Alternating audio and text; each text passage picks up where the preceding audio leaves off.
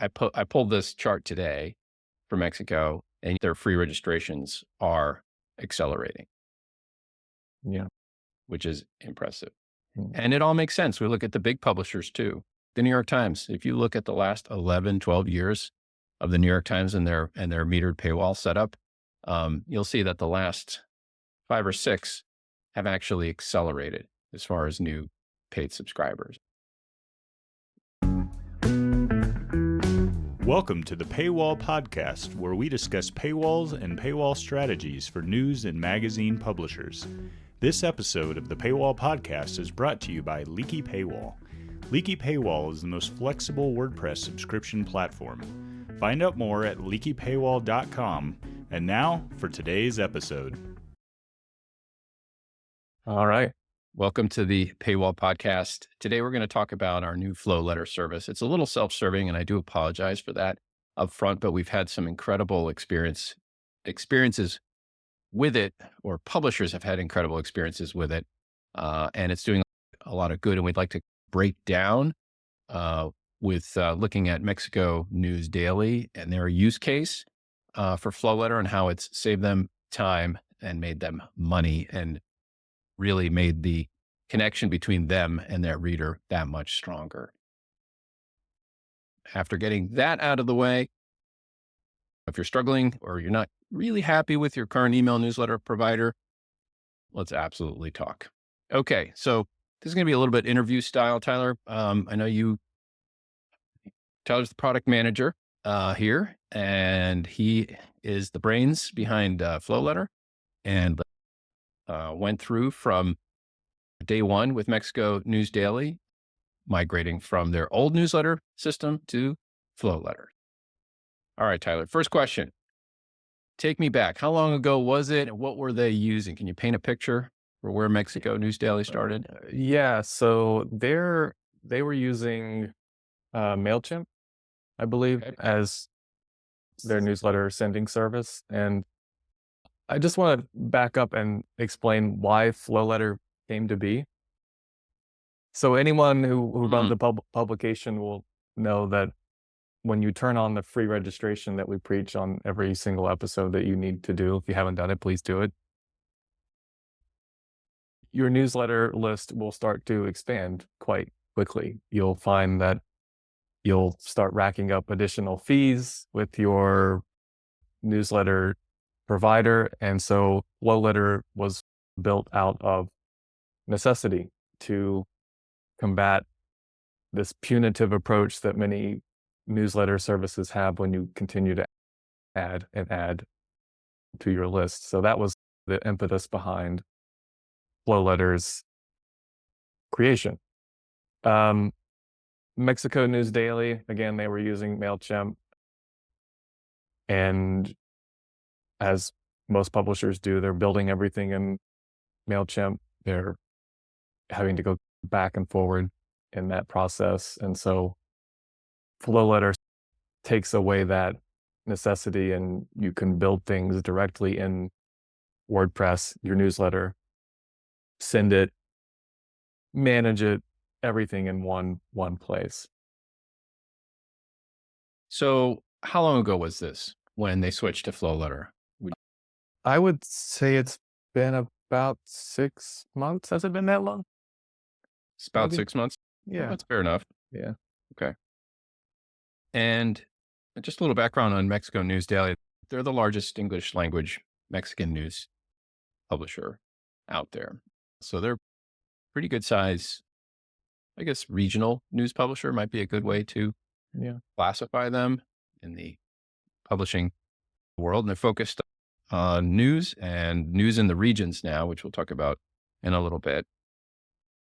And just to clarify, Tyler, when you say they're going back and forth between MailChimp, that's essentially writing the content for the website in WordPress and then copying that content into MailChimp, right? That's right. Not only having to copy, but also having to upload the photos,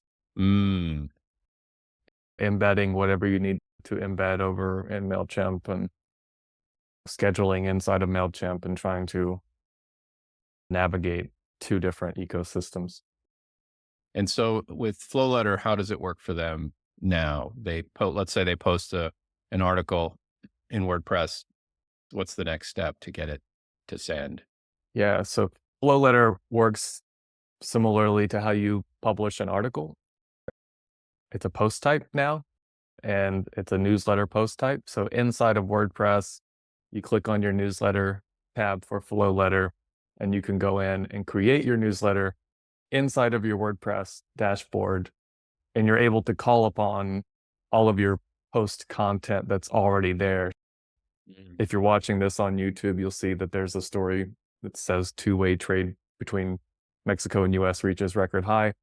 You could search for that inside of your newsletter builder, inside of WordPress, and pull this story into your newsletter within a few seconds, versus if you're using MailChimp or any other provider, you would have to download the featured image. You'd have to copy and paste the excerpt. You'd have to copy the headline. You'd have to copy all of this stuff and move it into that system. Whereas flowletter is WordPress first.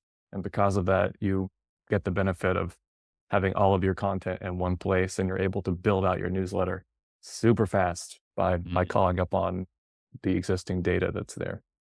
So you're literally checking off the articles that already exist and assembling your newsletter. Think of it as like a drag and drop. I want this article. I want this article. I want this article. Okay, it's done. It's built. And then if you want to fluff up the excerpt, you want to change the headline, maybe you don't like the featured image, you can adjust it on the fly inside of flowletter and just go. Yep. That's a workflow saver. Right. Big time. Any idea of how much time they've saved instead of double copying, pasting, going into MailChimp, assembling in MailChimp, uploading in MailChimp, and then just doing it in WordPress where you've already built the article and you just send it? And let's not talk about automation. We'll talk about that later. Yeah. Just the manual process of doing it in WordPress versus doing it in MailChimp. Any idea? I would argue that you could save at least an hour per newsletter that you're sending. Okay.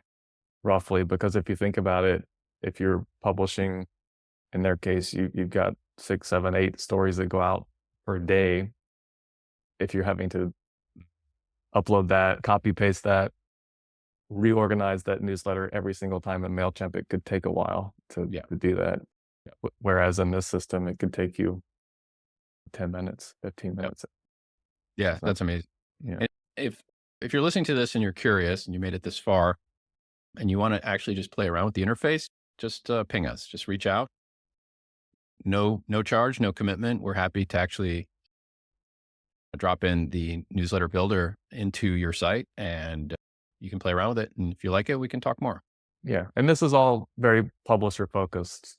We built this with the publisher in mind, as all of our products are aimed at. All the features and all the fun stuff is aimed at what publishers need to do or need to achieve. Yeah.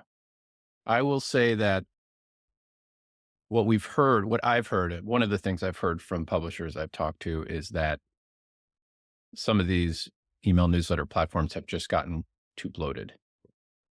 Somebody actually told me that if so-and-so adds another feature, every time so-and-so adds another feature, it's worse. Yeah.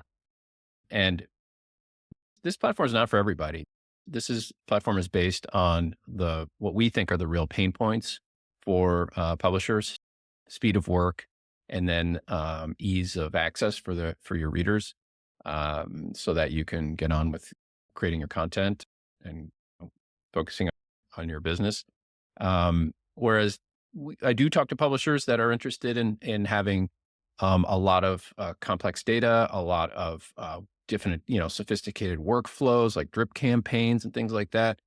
That's not what flowletter is. Flowletter is, at this point in time, what we're trying to do is fundamentally solve the time issue on the actual sending part, so you don't have to waste your time on that, and also the connection issue, which is then brings me to my next pain point, is subscribers accessing your articles by not having to log in. Do you want to address that with what was happening with, let's say, MailChimp on that side Sure. versus how flowletter works now?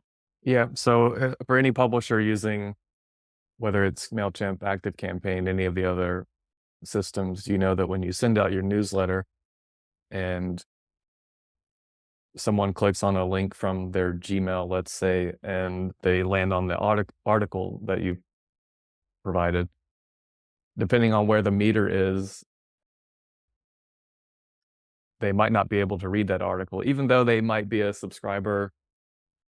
Maybe they're not logged in, it opened a different browser. There's a number of reasons why someone might not be able to see something that they've paid for. And Yeah. so obviously a big pain point, you don't want your premium paid customers to fuss with having to log in or reset passwords. It's a big hurdle with a paywall. It's probably the number one thing that I see that publishers struggle with for their users. It's logging in. So taking that into account with flowletter, what we've done is whenever you fire your newsletter through flowletter and someone clicks on the link, we're checking to see whether that email address is premium or not. And we're just giving them access to their content. We're logging them in. They're getting to see what they paid for. No fuss. Doesn't matter if it opens in Safari, Chrome, Firefox, some Facebook browser, doesn't matter. It lets them in. They can see content.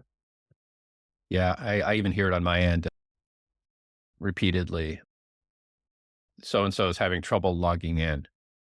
So-and-so had enough trouble logging in that they canceled their subscription. It's not a huge percentage, but that's churn that you can be completely avoided. Yeah. Essentially. Yeah. And I think of it as that it's a churn mitigation service in a way to just get people access. And also if they get logged in and they have expired, then they're going to get that messaging to re-up. If they're free, they're going to get messaging to upgrade. Like this feature alone, whether or not you save time on building the newsletter or not, this feature alone is worth taking a look at the service. Yeah. It is absolute churn reduction. People are paying for access to your content, and the fact that they can click a newsletter link and never have to log in, they can always read the article, is just a better experience for your best readers. Why wouldn't you want to do that? Mm-hmm. That was a little bit of a plug. Again, we're plugging the whole podcast. Shameless. Yeah, it is. Yeah. Okay, so the next thing I want to talk to you about is we've covered, you get to publishers or readers get to automatically log in without any fuss. You as a publisher get to crank out your newsletters faster because you're in WordPress already and your images are already loaded up and you're just assembling your existing articles in the newsletter. But let's talk about speeding up that workflow and also serving your reader better when it comes to automation. So one of the things, now just correct me if I'm wrong, but I think Mexico came to us and said, hey, we want to target regions in Mexico and let our readers opt in and opt out of different regions. And I just went and took a quick look on their website, which is it here? I don't know. It's under subscribe. Yeah. Under subscribe. So I'll just click down the subscribe button. And so we have a nice, clean, simple subscribe page. I'm going to hit monthly. And down here, we have some regions, right? Yucatan, Mexico City, Southwest, Bajío, North Central Pacific, et cetera, et cetera. And as a subscriber, you can do this, I think, for free and paid, right? Subscribers, or you can decide how you want to do it. Yeah. But so now this does two things. One, so with flowletter, we added this in order to add people to the right segments or regions. This can be done for category topics, right? If you want people to opt into your local news publication for sports or for politics or for business, you can apply it that way as well. And so folks are automatically assigned to segments, and then they can go to their My Account page, I believe, opt into more or opt out of something. But the other thing that flowletter does for them, which I think is pretty cool, is that these regional newsletters that go out, let's say I signed up for Southwest, these are fully automated newsletters, right? That's right. And how does that work? Tell me how they don't have to lift a finger to send out a newsletter about the Southwest region. Yeah. So when people sign up for a paid plan, they have the option here to, as you said, pick a region or multiple regions or none at all. It doesn't matter. It's up to the user. And they're basically getting tagged with this data in flowletter. And so that allows us to segment who these people are, what they want to see. And what we do is we build out categorical based newsletters that run once a week based on the content that's in that category for that week of time. So let me just stop you for a second. A lot of sentences there. Yeah. So this is all driven by WordPress categories. That's right. So we're not using RSS feeds. We're not using anything like that. We're leaning on the WordPress ecosystem, the data that's within, and we're creating automatic newsletters that go out to these specific segments in their case, I think it's every Sunday at 8 a.m. And we send out, there's 8-9 different newsletters that go out at the same time to the people that want it. And so if you're super interested in Mexico City, you're going to see Mexico City news. If you're super interested in the golf, you're going to see the golf news. So that was their reasoning behind it. And a lot of people are signing up for it. They want that personalized newsletter. They still want the general newsletter that Mexico sends out for their paid people. But they also want a personalized, I'm only interested in this region.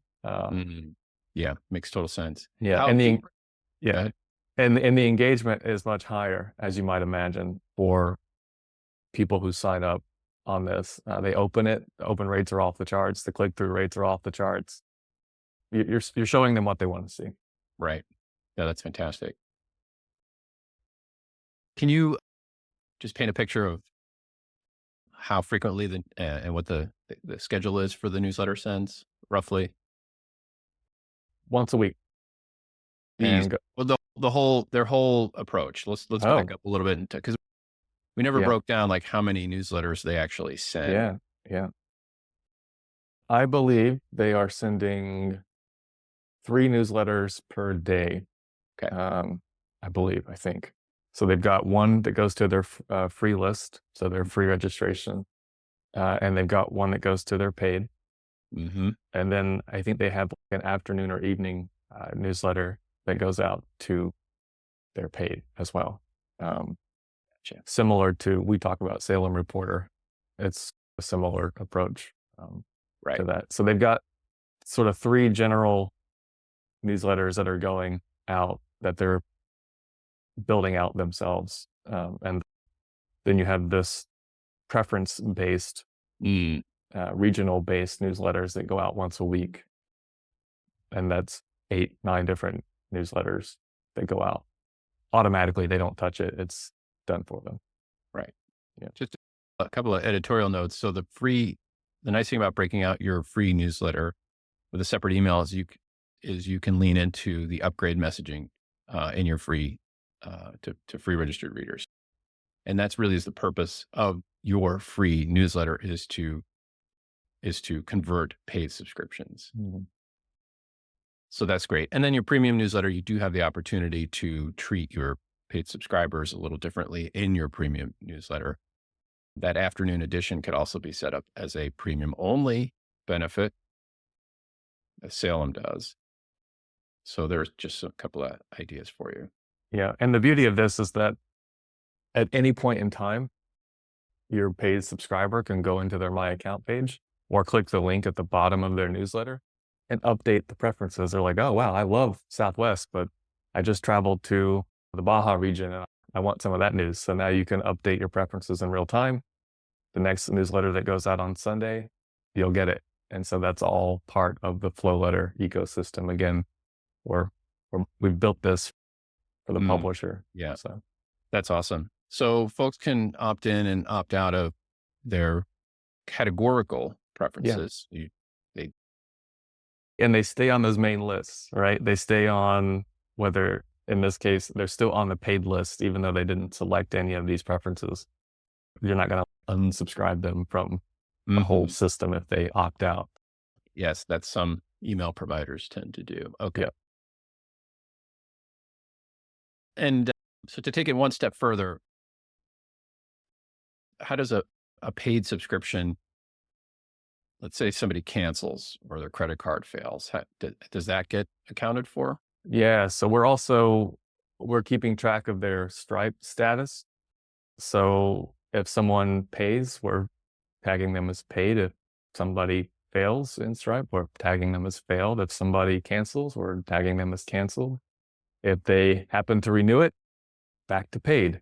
And so that's how Mexico is able to target, essentially in real time, their list. So they're always going to be targeting their paid. They're always going to be targeting their free based on that real time status updates into their list.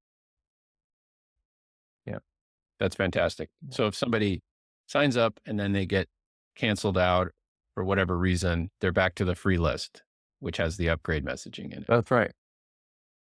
That's great. Okay, so let's wrap this up. So for Mexico, we're looking at essentially much faster workflow in WordPress, the ability for paid subscribers to bypass leaky paywall and get straight to the content, have a better experience, have a completely automated regional opt-in and opt-out system that's driven by WordPress categories. So they can just publish their articles into a category and they know automatically those newsletters get sent. What I want to talk about next is what's the impact for Mexico? And I'm just going to pull over this little chart here that I've grayed out all the critical data on here, but I just want to show you what has happened. And I pulled this chart today for Mexico, and the red line here, this is all the last 3 months of data. The red line here is free registrations. The blue line is paid subscriptions. I want to say that the conversion rate between free registered readers and paid subscribers is, I know we quote about 5 to 10%. It's quite a bit higher than that. That's all I'm going to say. But look at the trend of this, especially this free registration line. If I take my arrow here and I draw a trend line, that is impressive growth. And this is I will say that this is a publisher that came in with a pretty good size email list already. And yet their free registrations are accelerating. Yeah. Which is impressive. And it all makes sense. We look at the big publishers too. The New York Times, if you look at the last 11, 12 years of the New York Times and their metered paywall setup, you'll see that the last 5 or 6 have actually accelerated as far as new paid subscribers. It's flat growth for a while. And then talk about nurturing over time. It's been accelerating. Yeah, it's a critical part of the paid process. Yeah. I always tell publishers that there's a direct correlation between the number of free signups and the number of paid. There's a percentage that you can rely on for the most part in it. Virtually, I would argue that it's virtually the same in almost every market. There's going to be a conversion rate that's pretty steady across, at least in the local news market, that you can rely on if you're doing a free registration approach, a nurturing approach like that. Yeah, we have a blog post. It's actually a podcast we did last year or a couple of years ago, and there was some data revealed about the percentage subscriptions per metro area. So the data was pulled from some large and medium-sized metro areas in terms of how many print and digital subscribers and we extrapolated the data and looked at how that compared against the population, the general population of the region. Mm. And we were finding numbers in the 5 to 10% range as far as number of paid subscribers versus population. And some were lower and a few were a little higher than that. But looking at their subscription systems, and this was again a year or two ago, the setup wasn't really great. Like they weren't doing the free registration. They were leaning on the old school direct sales approach for reaching out and selling subscriptions. Yeah. So if you're not achieving a 5 to 10% ratio between your free registered readers and your paid subscribers, then reach out, talk to us, because you should absolutely, especially if you're in local news, you should be running that quite easily. Yeah, local news, they tend to be a bit higher than the average, I would say, partly because they're the only game in town for the content that they provide. So they most certainly should be higher than 10% if they're selling subscriptions. Yep. Okay. So last thing, Tyler, what's next for flowletter? Yeah. What are you working on? Yeah. Something we've been putting together as of late is the ability to send SMS and WhatsApp messages to your audience. We're still in the beta process, maybe the alpha process of this.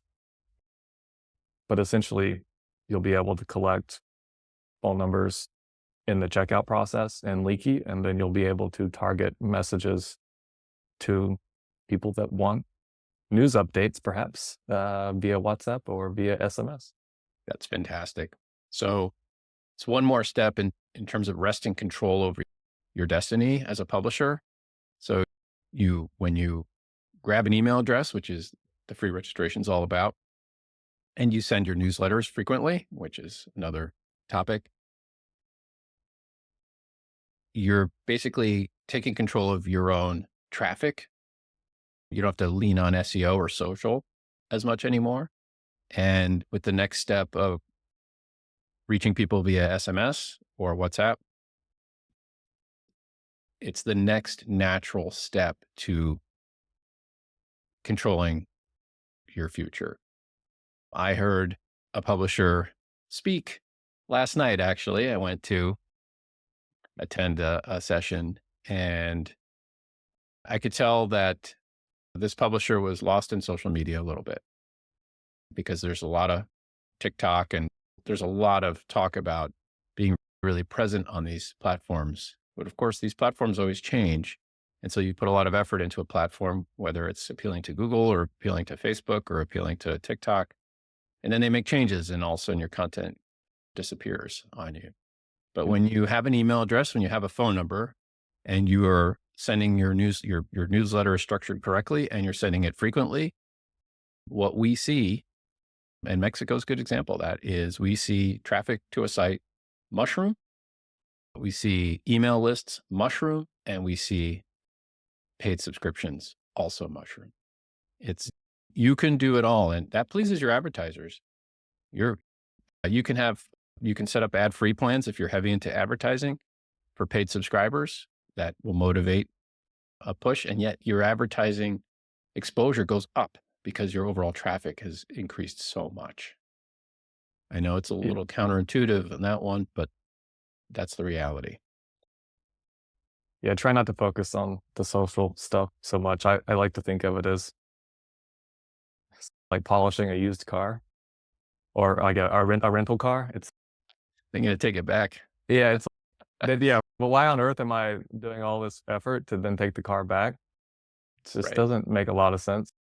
Right. Yeah, you should be present, but that shouldn't be your total focus. Your focus should be on collecting email addresses and phone numbers as a way to fortify your operation against Google, against social, against all these platforms so that you can control your own destiny, your own Whenever you want traffic to your site, you can make that happen. And we've got so many publishers running flowletter that basically can turn on a spigot for traffic. When they send their newsletters to 70,000 people, boom, traffic just goes off the charts right away. Yeah. And so they're getting to dictate when and how and their traffic flows to their site, unintended. Email is the constant. It's been the constant since the beginning of the internet. Yeah. Tyler, I'm going to quote you. That was fabulous. Social media is like polishing a rental car. And let's end on that. Thanks for listening. Please reach out if you have questions. See ya.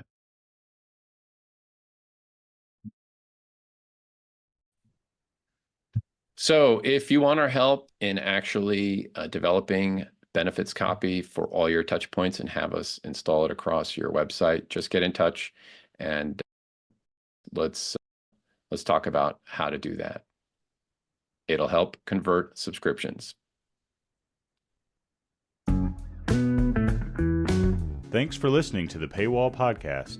If you'd like to get in touch to discuss subscription strategy, go to leakypaywall.com. See you next time.